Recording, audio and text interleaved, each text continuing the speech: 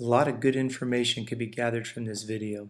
When you push off the wall, the first thing I want you to notice is how your hand pauses right at your hip, especially on the right side.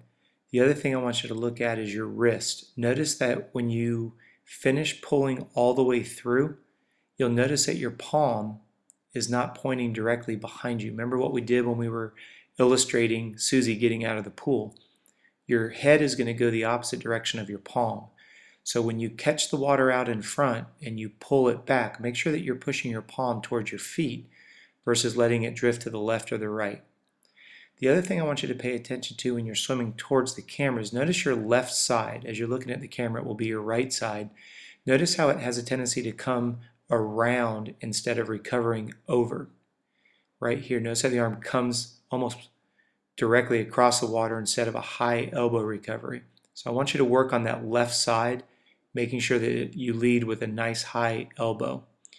You'll be able to compare your stroke counts, both going down and coming back. And here's what I want you to look at on this final phase here. I want you to pay attention to the fact that as you get closer to the camera and you can see your hands, notice that you're not allowing that drift to pierce through the water.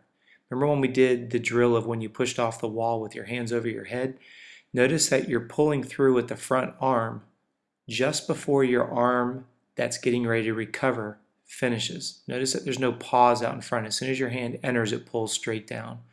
So allow there to be a slight pause out front before you pull through and watch that left arm. If you have any questions, please text or email me.